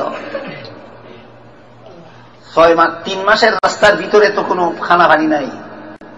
খানা পানি ছাড়া 3 মাসের রাস্তা উট ছাড়া পার হতে পারবে? এই লোকটা যেমন ভাবে পালিয়ে যাওয়া উটের পিঠে 3 মাসের খানা পানি হারাইয়া নিশ্চিত মরণের অপেক্ষায় চিন্তাগ্রস্ত হইয়া চিন্তা করতেছিল। চিন্তা করতে করতে করতে করতে হঠাৎ আবার তার চোখে ঘুম আসলো। দ্বিতীয় দফার ঘুম ভাঙ্গার পরে দেখলো 3 মাসের খানা পানি পিঠে নিয়ে যে উট পালিয়ে গেছিল সেই উট 3 মাসের খানা পানি পিঠে নিয়ে আবার ফিরে আসলো এবং তার কাছে দাঁড়িয়ে রইল। হারানো উটটা ফিরত পেয়ে ওই লোকটা এত খুশি হইল, খুশি হইয়া আল্লাহর শুকরিয়া আদায় করার জন্য তার বলার ইচ্ছা ছিল, হে আল্লাহ তুমি আমার মওলা, আমি তোমার গোলাম। কিন্তু খুশির আতিশয্যে সে আল্লাহ তুমি আমার মওলা আমি তোমার গোলাম না বলে কথার মধ্যে পেঁচ লাগাইয়া বলে দিল, হে আল্লাহ আমি তোমার মওলা তুমি আমার গোলাম। হুশে বলেছে না খুশির কারণ, খুশির জুসে বলেছে? আল্লাহ রাসূল এই উদাহরণ দিয়া বলেন, এই হারানো উট ফিরত পাওয়ার পরে বান্দাটা যে পরিমাণ খুশি হয়, যেই লোক যথারীতি তওবা করে আল্লাহর পথে ফিরে আসে, আল্লাহ তার উপর এই লোকটার চেয়ে আরো বেশি খুশি হয়। বুঝলেন কি তওবা গুণের উপকারিতা? 10টা গুণ, যে 10টা গুণ অর্জন করতে না পারলে কুরআনের চরিত্রে চরিত্রবান হওয়া যায় না। এই 10টা গুণের একটা গুণ হলো তওবা। এই হইল তওবার হাকিকত, এই হইল তওবার ফজিলত, এই হইল তওবার মাহিত্য, এই হইল তওবার সরাই, ছোট্ট সরাই। আরেক হাদিসে হযরত রাসূল করিম সাল্লাল্লাহু আলাইহি ওয়াসাল্লাম তওবার গুরুত্ব বর্ণনা করে বলেন, অতীতকালে একটা লোক খুনি ছিল, মানুষ খুন করত, একে একে 99টা খুন করেছে। 99টা খুন করার পর একজন অযোগ্য আলেমকে জিজ্ঞেস করল, সুযোগ্য না অযোগ্য? অযোগ্য। একজন অযোগ্য আলেমকে জিজ্ঞেস করলো। মুফাসসিরিনে কেরাম লিখেছেন, কোন আলেম কি পরিমাণ যোগ্য অন্য লোকে না জানলেও তার মনে মনে জানা নাই, নাকি বলেন? আমি মনে মনে জানি না আমি কতটুকু কোন কোন ব্যাপারে আমি অযোগ্য। তুমি যে ব্যাপারে মনে মনে জানো এই ব্যাপারে তুমি অযোগ্য, এই ব্যাপারে তুমি মানুষকে কোনো দিক নির্দেশনা দিও না, এই ব্যাপারে মানুষকে কোনো ফতোয়া দিও না। তুমি যে ব্যাপারে অযোগ্য সেই ব্যাপারে যদি মানুষকে ফতোয়া দাও, এই ফতোয়ার জন্য আগে তোমাকে জাহান্নামে যেতে হবে। জনগণ যদি সরল মানে তোমাকে যোগ্য আলেম বিশ্বাস করে তোমার ফতোয়া পালন করে থাকে, ওই জনগণ রক্ষা পেয়ে যাবে। কথা বুঝলেন কিনা দেখেন তো? জনগণ যদি সরল মানে তোমাকে যোগ্য আলেম বিশ্বাস করে তোমার ফতোয়া আমল করে থাকে, তাহলে তার ইখলাসের কারণে তারা নাজাত পেয়ে যাবে। কিন্তু তোমার মধ্যে ইখলাস নাই, তুমি অযোগ্য হইয়াও তুমি যোগ্যতা দেখাইতে গেলা কেন? এই জন্য আলেমদেরও এই ব্যাপারে অত্যন্ত সতর্ক থাকা দরকার যে আমি যে ব্যাপারে অযোগ্য সেই ব্যাপারে যেন আমি নেতৃত্ব করতে না যাই, সেই ব্যাপারে যেন আমি মীমাংসা দিতে না যাই। আল্লাহ রাসূল বলেন, একটা অযোগ্য আলিমকে ওই 99 খুনের খুনি জিজ্ঞেস করলো, হুজুর আমি একটা নয় দুইটা নয় জীবনে 99টা খুন করেছি, আল্লাহর কাছে কি আমার ক্ষমার কোনো পথ আছে? তিনি যোগ্য আলেম ছিলেন না অযোগ্য? তিনি বলে দিলেন, একটা নয় দুইটা নয় 5টা 7টা 10টা 20টা নয়, তুমি 99টা খুন করেছো, আল্লাহর কাছে তোমার ক্ষমার কোনো পথ নাই। ওই লোকটা বলল, তাহলে আপনি তো আমাকে এটা সুসংবাদ দিলেন না, আপনি তো আমাকে একটা দুঃসংবাদ দিলেন, কাজে আপনাকেও ছাড়ছি না বলে তাকেও বলল। এবার খুনের সংখ্যা কটা হলো? বাকি ঘটনার আগে এখানে এই সুসংবাদ আর দুঃসংবাদ সম্পর্কিত একটা হাদিস আমাদের বুঝে নেওয়া দরকার। এই হাদিসের মর্মটাও অনেকের জানা না থাকার কারণে অনেকের মধ্যে অনেক রকমের ভুল বোঝাবুঝি হয়। হাদিস শরীফে রাসূল করিম সাল্লাল্লাহু আলাইহি ওয়াসাল্লাম বলেন, ইয়াসসিরু ওয়ালা তুআসসিরু, বাশশিরু ওয়ালা তুনাফফিরু। মানুষকে সহজ করো, মানুষের জন্য ধর্ম পালন সহজ করো, ধর্মটাকে কঠিন করো না। সাবধান, রাসূলের নির্দেশ মানুষের জন্য ধর্মকে সহজ করে দাও, ধর্ম পালন মানুষের জন্য কঠিন করবে না। সাবধান। আরেকটা নির্দেশ হলো মানুষকে সুসংবাদ দাও, মানুষকে আতঙ্কগ্রস্ত করো না, সাবধান। কথা নির্দেশ, দুইটা নির্দেশ। ধর্ম সহজ করো, কঠিন করবে না, আর মানুষকে সুসংবাদ দাও, মানুষকে আতঙ্ক লাগাইবে না। এক লোকে বলে 5 বেলার ফরজ নামাজ যথাসময়ে পড়াটা আমার জন্য ধর্ম পালন বড় কঠিন হয়। রাসূল বলেছেন ধর্ম সহজ করো, সুতরাং আমাকে ফরজ নামাজ পড়তে বাধ্য করবেন না। ধর্মকে সহজ করার ব্যাখ্যা এই বুঝলো সে। এরকম বুঝনেওয়ালা কি অভাব আছে সমাজে? এক লোকে বলে আমার বিবিকে, আমার মেয়েকে পর্দায়, শরীয়ত সম্মত পর্দায় রাখা আমার জন্য বড় কঠিন। কাজেই রাসূল বলেছেন ধর্ম পালন কঠিন করো না, ধর্মকে সহজ করো, সুতরাং আমার বিবি বাচ্চাকে বেপর্দা চলতে দিলেই আমার জন্য ধর্ম পালনটা সহজ হয়। এইরকম ব্যাখ্যাকারীর অভাব নাই এই সমাজে। কার ব্যাখ্যা? রাসূলের হাদিসের ব্যাখ্যা। অথচ হাদিসের সত্যিকারের ব্যাখ্যাকারীগণ লিখেছেন তোমার মন গড়া ব্যাখ্যা মতো এই হাদিস কার্যকরী হবে না। এই হাদিসের যথাযথ ব্যাখ্যা হলো যে ধর্মকে মানুষের জন্য সহজ করো, কঠিন করো না। এই কথার ব্যাখ্যা হলো যাবতীয় ধর্মীয় কার্যকলাপ দুই প্রকার, এক প্রকার ঐচ্ছিক আর এক প্রকার বাধ্যতামূলক। নফল, মুস্তাহাব, সুন্নতে জায়েদা এই সমস্ত আমল বাধ্যতামূলক না ঐচ্ছিক? ওইগুলি মানুষের ইচ্ছার উপর ছেড়ে দাও। ওইগুলি যদি করতে বাধ্য করো তাহলে তুমি ধর্মকে কঠিন করলা। কথা বুঝলেন কিনা দেখেন। কিন্তু সুন্নতে মুআক্কাদা আর ওয়াজিব আর ফরজ এগুলি ঐচ্ছিক নয়, এগুলি বাধ্যতামূলক, করতেই হবে। এইটাও যদি করলে তোমার জন্য ধর্ম কঠিন হয় তাহলে বলো তোমার ধর্ম কোনটা? কথা বুঝতে পারলেন? নফল আমল করলে আমার জন্য কঠিন হয়, ছেড়ে দাও। সুন্নতে জায়েদা আমল করলে আমার জন্য কঠিন হয়, ছেড়ে দাও। মুস্তাহাব আমল করলে আমার জন্য কঠিন হয়, ছেড়ে দাও।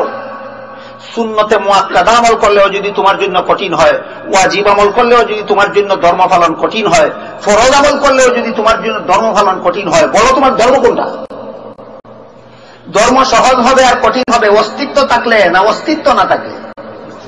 সুন্নতে মুআক্কাদা আমল না করলে তো ধর্মের অস্তিত্বই নষ্ট হয়ে যায়, ওয়াজিব আমল না করলে তো ধর্মের অস্তিত্বই নষ্ট হয়ে যায়, ফরজ আমল না করলে তো ধর্মের অস্তিত্বই নষ্ট হয়ে যায়। আগে ধর্মের অস্তিত্ব রক্ষা করো, তারপরে সহজ আর কঠিন বিবেচনা করো। কথা বুঝলেন কিনা দেখুন তো। সুতরাং আমরা যেন সাবধান, কোরআনের কোন কথার মন গড়া ব্যাখ্যা যেন না করি, রাসূলের কোন হাদিসের মন গড়া ব্যাখ্যা যেন না করি, শুধু নিজের জানকে আসান করার জন্য। ওই লোকটা বলে, ওই অপরিপক্ক আলেম, অযোগ্য আলেম খুনি রেখয়, আপনি তো আমার জন্য মাপ পাওয়াটা কঠিন বানাইয়া দিলেন। হ্যাঁ, অবশ্যই তিনি মাপ পাওয়া কঠিন বানাই দিলেন। মাপ পাওয়া কঠিন বানাই দিয়েছেন, সহজ করলেন। হাদিস শরীফে যে রাসূল বলেছেন মানুষকে সুসংবাদ দাও, মানুষকে আতঙ্কগ্রস্ত করো না, সাবধান। এক লোকে বলে আমি সুদ খাইতে থাকবো, ঘুষ খাইতে থাকবো, মদ খাইতে থাকবো, গাঞ্জা খাইতে থাকবো, খুন করতে থাকবো, সন্ত্রাস করতে থাকবো, জিনা করতে থাকবো, তারপরও জান্নাতে যাব। এইভাবে বললেই তো আমার জন্য সুসংবাদ হয়, তওবা করার কথা বললেই তো আমার জন্য এটা দুঃসংবাদ হইয়া যায়। এই লোকেরা কিভাবে বুঝাইবেন? আল্লাহ রাসূল তো বলেছেন আমাকে সুসংবাদ দাও, দুঃসংবাদ দিও না। সুসংবাদ আর দুঃসংবাদের ব্যাখ্যাটা কি? মন গড়া ব্যাখ্যা মতে নয়। মুহাদ্দিসিনে কেরাম লিখেছেন রাসূল যে বলেছেন যে মানুষকে সুসংবাদ দাও, আতঙ্কগ্রস্ত করো না, তার মানে হলো যত গুনাই তুমি অতীত জীবনে করে থাকো না কেন, যথারীতি তওবা করলেই তোমার মাফ আছে। এইটা হলো সুসংবাদ দেওয়ার ব্যাখ্যা। কথা বুঝলেন কিনা?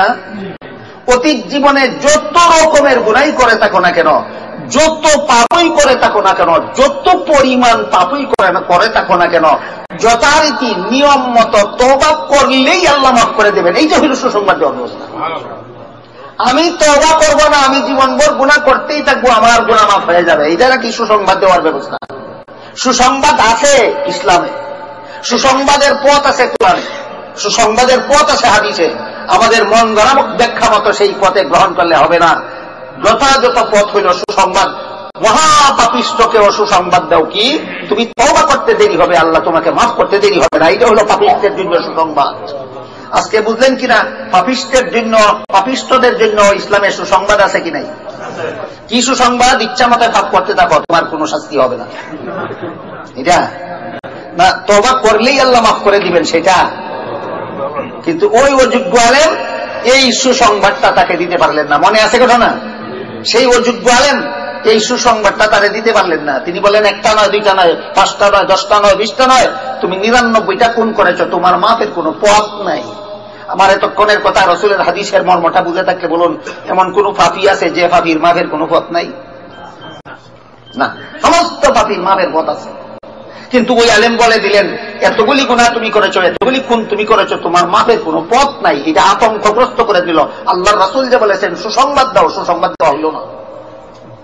আবারও বলি, দয়া করে বলবেন কি গুনাহগারদের জন্য ইসলামের সুসংবাদ আছে? কোন ব্যাখ্যা মতো? গুনাহ করতে থাকো, কোনো অসুবিধা নাই, না তওবা করলেই মাফ হয়ে যাবে? হ্যাঁ, এইটা হইল গুনাহগারদেরকে সুসংবাদ দেওয়ার পথ। তিনি এই পথ অবলম্বন করলেন না, তিনি বললেন তোমার মাফের কোনো পথ নাই। এই কারণে লোকটা তারেও খুন করলো। এখন হইল কতটা? 100টা। কিন্তু তার মনের মধ্যে যে তওবার প্রথম শর্ত অনুশোচনা, অনুতপ্ত হওয়া, জ্বালা, লজ্জিত হওয়া, এটা তার অন্তর থেকে যায়নি। তখন লোকেরা জিজ্ঞাসা করে, এমন কোন যোগ্য আলেম আছেন কিনা যার কাছে গেলে আমার এই খুনের গুণাগুলি মাপ পাওয়ার উপায় পাবো, রাস্তা পাবো, যে পথে আমি মাপ পাইতে পারবো। লোকেরা বলে দিল, অমুক দেশে একজন সুযোগ্য আলেম আছেন, তার কাছে গেলে হয়তো তোমার এতগুলি খুনের গুনাহ মাফের কোন সুরাহা হতে পারে। রওনা হলো সেই গুনাহ মাফের আশায় ওই সুযোগ্য আলেমের সন্ধানে। কিছু রাস্তা গেল, বেশি রাস্তা বাকি রইল। বুঝে থাকলে বলুন, বেশি রাস্তা গেল না কিছু রাস্তা গেল? সামনের রাস্তা বেশি বাকি রইল, পিছনের রাস্তা কিছু অতিক্রম করলো। এমত অবস্থায় আজরাইল এসে সামনে দাঁড়াল। আজরাইলের সাথে দুই দল ফিরিস্তার বাহিনী থাকে, একদল রহমতের আর একদল গজবের। এই লোকটার জান বের করার জন্য আজরাইলের সাথে দুটো দল ফিরিস্তা হাজির। গজবের ফিরিস্তার বাহিনীও এই লোকের জান বের করার জন্য হাজির হইল, রহমতের ফিরিস্তার বাহিনীও এই লোকের জান বের করার জন্য হাজির হইল। দুটো দল ফিরিস্তা লাগলো দ্বন্দ্ব। আল্লাহ রসুল বলেন, দুটো দল ফিরিস্তা লাগলো দ্বন্দ্ব। রহমতের ফিরিস্তারা বলে, এই লোক আল্লাহ শাস্তিকে ভয় পেয়েছে, তওবা করতে চায়, রাস্তা পাওয়ার বাকি। তওবা করতে প্রস্তুত, শুধু পথ পাওয়ার বাকি। পথ পাইল না সেটা তার দোষ নয়, সে যে পথ পাইলে যে গ্রহণ করবে এটা তার গুণ। কথা বুঝলেন কিনা দেখেন, পথ পাইল না সেটা তার দোষ নয়, কিন্তু পথ পাইলে যে গ্রহণ করার জন্য তৈয়ার হয়ে গেল, এইটা তার গুণ। এই গুণের কারণে আমরা রহমতের ফিরিস্তারা তার দান করতে চাই। গজবের ফিরিস্তারা বলে, প্রস্তুত হলে কি হবে, পথ পাইল না, গ্রহণ করল না, সুতরাং পাপিষ্ট তো পাপিষ্টই রইল, আমরা তার জান গ্রহণ কবজ করতে চাই। শেষ পর্যন্ত দুজন ফিরিস্তা একটা কম্প্রোমাইজ করলেন, বললেন আমরা দ্বন্দ্ব করে লাভ নাই, আল্লাহর কাছ থেকে মীমাংসা দিলেই হয়। দুজন ফিরিস্তা আল্লাহর কাছে ঘটনাটা পেশ করলেন, আল্লাহ আপনি মীমাংসা করে দিন, আমরা কোন ফিরিস্তা তার জান বাই করব। আল্লাহ সুজা কোন অর্ডার না দিয়া একটা হিসাব দিয়া দিলেন, তোমরা তার সামনের রাস্তাও মাপো, পিছনের রাস্তাও মাপো। যদি অধিক রাস্তা পিছনে পার হইয়া এসে থাকে তাহলে রহমতের ফিরিস্তারা জান বাই করো, আর বেশি রাস্তা যদি সামনে বাকি থাকে তাহলে গজবের ফিরিস্তা তার জান বাই করো। এই পর্যন্ত ঘটনা বুঝে থাকলে বলুন, আল্লাহর দেওয়া হিসাব মতো কোন দল ফিরিস্তা তার জান বাই করার কথা?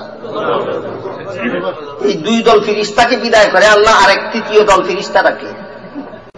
তাদেরকে বললেন, হে ফিরিস্তারা শোনো, এদেরকে যে আমি হিসাব দিয়েছি সেই হিসাব মতে তো গজবের ফিরিস্তা তার জান বাই করবে, কিন্তু আমার বান্দা তো আন্তরিকভাবে তওবা করেই ফেলেছে। আন্তরিকভাবে তওবা, এখন শুধু রাস্তাটা পাওয়ার দরকার, সেই রাস্তায় চলার দরকার। হায়াতে পাইল না সেটা তার দোষ নয়, কাজে আমি চাই তাকে মাফ করে দেব। ওদেরকে যে হিসাব দিলাম সেই হিসাব মতে তো সে মাফ পাবে না, তোমরা একটা ডিউটি পালন করো। ওই দুই দল ফিরিস্তা যখন তার পিছনের রাস্তা মাপবে, তখন তোমরা পিছনের রাস্তাটা টেনে লম্বা করে ধরবে যেন মাপে বেশি। ওই দুই দল ফিরিস্তা যখন তার সামনের রাস্তা মাপবে, তখন তোমরা রাস্তাটা সংকীর্ণ করে ধরবে যেন তাদের মাপে কম হয়। এটা কি আল্লাহর কুদরতের সামনে খুব কঠিন ব্যাপার? আল্লাহর কুদরতের জন্য ঠিক এটা কি অসম্ভব ব্যাপার? আল্লাহ পাক রব্বুল আলামিন ফিরিস্তাকে নির্দেশ দিলেন, ফিরিস্তারা তাই করলেন।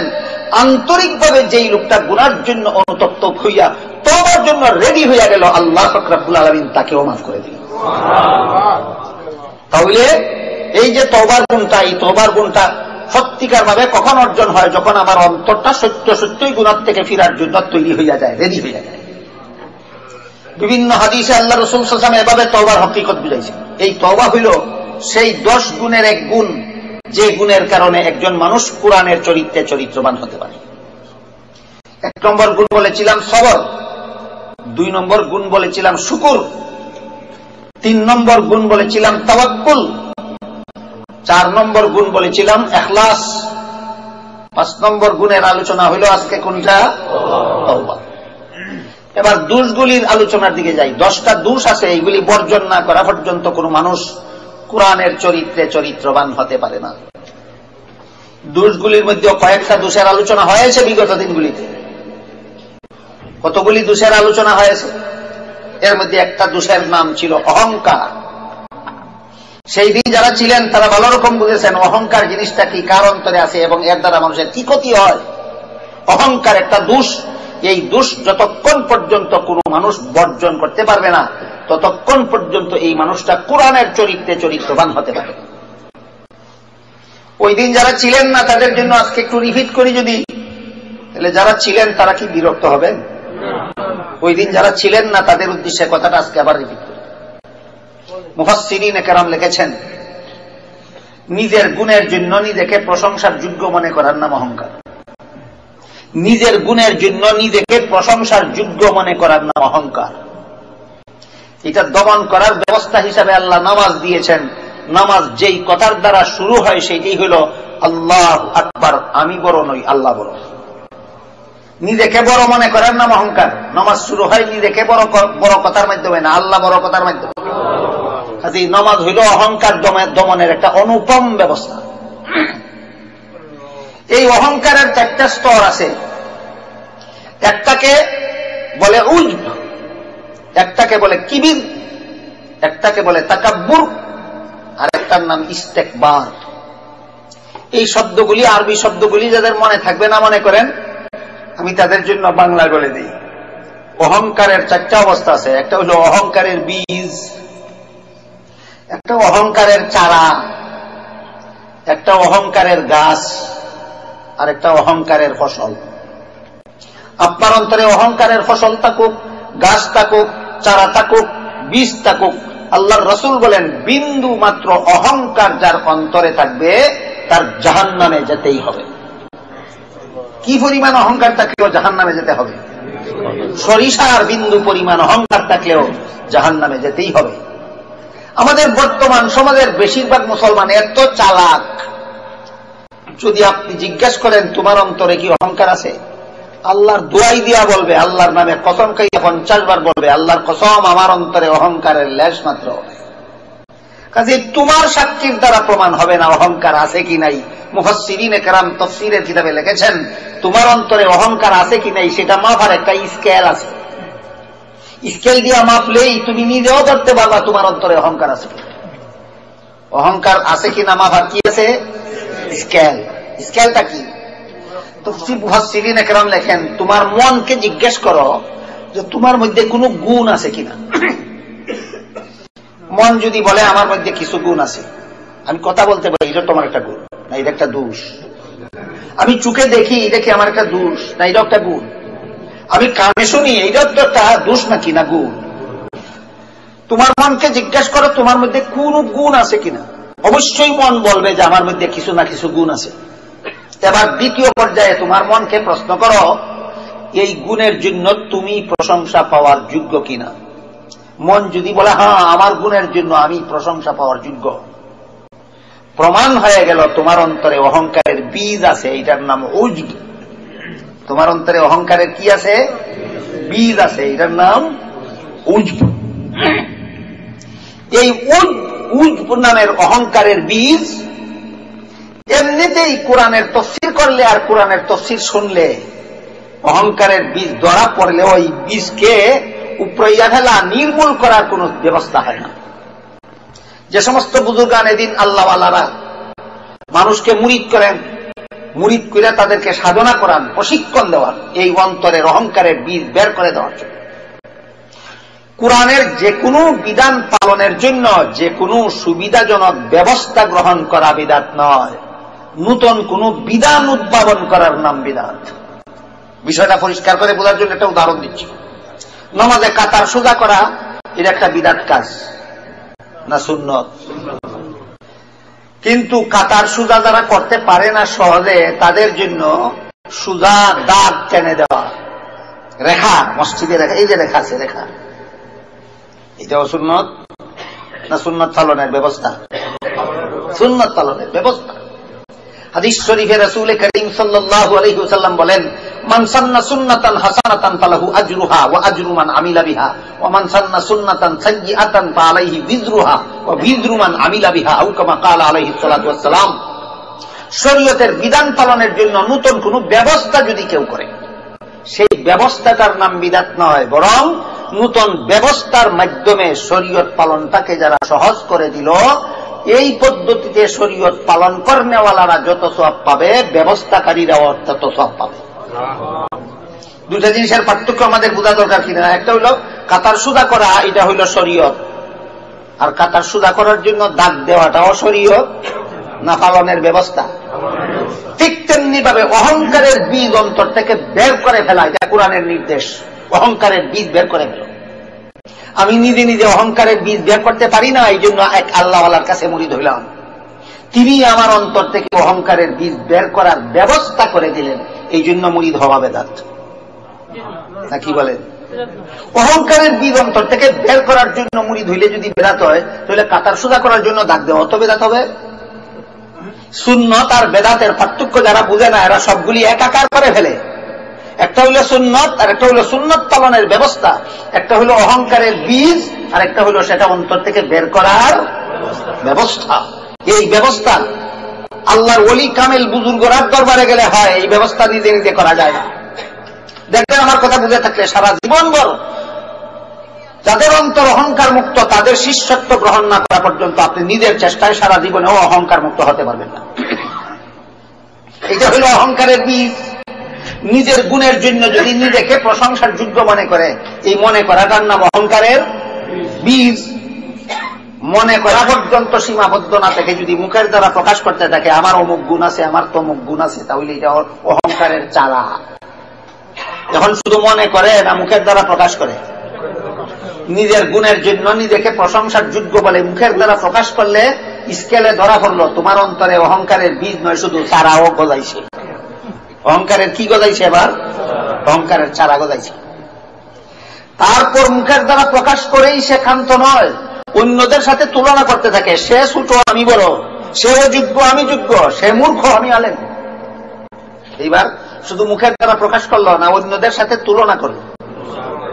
অহংকারের ডাল ফালা দিল, গাছ হইল। কথা বুঝতে পারছেন? অহংকারের কি হইল? গাছ হইল। এরপর অন্যকে ছোট আর নিজেকে বড় দাবি করার পরেও সে ক্ষান্ত নয়। যাকে ছোট বলতে চায়, যার চেয়ে নিজেকে বড় প্রমাণ করতে চায়, নিজেকে বড় প্রমাণ করার পথে, অন্যকে ছোট সাব্যস্ত করার পথে যদি বাধাপ্রাপ্ত হয়, তাহলে অবিচার শুরু করে। কি শুরু করে? এটার নাম হলো অহংকারের ফসল। অহংকারের ফসল। আমার কথা বুঝে থাকলে এবার বলুন, বর্তমান দুনিয়াতে কি এমন কোন মুসলমান পাওয়া যাবে যে মুসলমান অন্য কোন লোকের সাথে অবিচার করে? এটা কিসের ফসল? সে যদি 50 বার আল্লাহর কসম খাইয়া বলে আমার অন্তরে অহংকার নাই, তুমি অস্বীকার করলে কোনো কাজ হবে না। স্কেলে ধরা পড়ে গেছে, তোমার অহংকারের গাছে ফসল ধরেছে। অহংকারের গাছে কি ধরেছে? ফসল ধরেছে। এই অহংকার হলো ওই 10টা দোষের একটা দোষ, যে দোষগুলি মুক্ত না হওয়া পর্যন্ত কোনো মানুষ কুরআনের বর্ণিত চরিত্রে চরিত্রবান হতে পারে না। এই দোষগুলির মধ্যে একটা দোষের নাম অহংকার, আর একটা দোষের নাম হুব্বুদ দুনিয়া। একটা দোষের নাম হুব্বুদ দুনিয়া, অর্থ দুনিয়ার লোভ। হুব্বুদ দুনিয়া অর্থ দুনিয়ার লোভ। এই দুনিয়ার লোভ কথার অর্থের মাধ্যমে তার পূর্ণ মর্ম বুঝার উপায় নাই। একজন বলে, হুজুর আপনি কি হালাল রুজি পাইলে করেন না? হ্যাঁ করি তো। দুনিয়ার লোভ ছাড়লেন কোথায়? দুনিয়ার লোভ ছাড়লেন কোথায়? আপনি কি বালা জামা কাপড় পরেন না? পরি তো। দুনিয়ার লোভ ছাড়লেন কোথায়? আপনি কি মজার খানা পাইলে খান না? খাইতো। দুনিয়ার লোভ ছাড়লেন কোথায়? হুজুর কেউ প্রশ্ন করে, হুজুরে দুনিয়ার লোভ ছাড়লেন কোথায়? আর তিনি যে হারাম রুজি করে, তার মধ্যে দুনিয়ার লোভ নাই। এই জন্য কোনটা দুনিয়ার লোভ আর কোনটা দুনিয়ার লোভ নয়, এটা সাব্যস্ত করার স্কেল দরকার কিনা? স্কেল দরকার। মুফাসসিরিনে কেরাম লেখেন, দুনিয়াকে কোন উপায়ে কোন হারাম উপায়ে দুনিয়া উপভোগ করার চেষ্টা যে করে এর মধ্যে এই দুনিয়ার লোভ আছে। হারাম উপায়ে দুনিয়া উপভোগ করার চেষ্টা যে করে তার মধ্যেই দুনিয়ার লোভ আছে।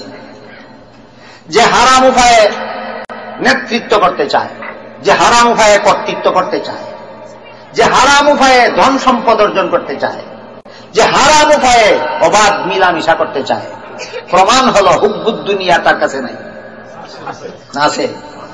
কার মধ্যে দুনিয়ার লোভ আছে আর কার মধ্যে দুনিয়ার লোভ নাই, যাচাই করার মাপকাঠি হালাল আর হারাম।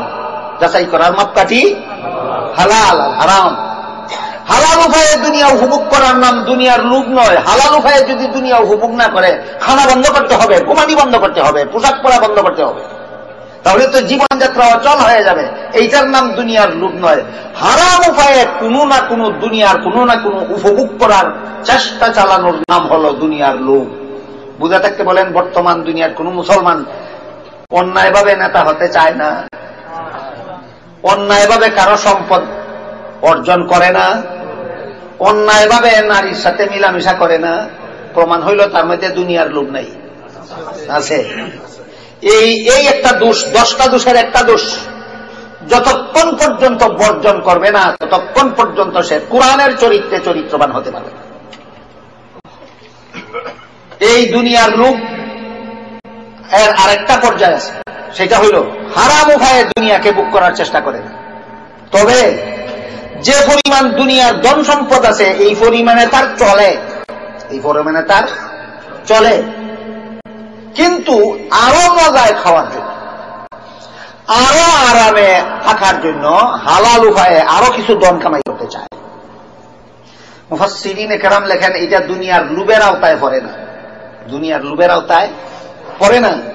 যে পরিমাণ ধন আমার আছে এই পরিমাণ ধনে আমার জীবনযাত্রা চলে, আমার যে পরিমাণ সম্পদ আছে আশা করা যায় মরণ পর্যন্ত খাইতে থাকলেও আমার অভাব হবে না।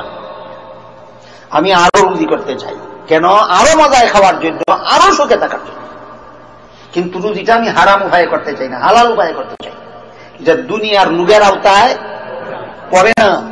কিন্তু এই ব্যক্তি আল্লাহর ওলি হতে পারে না।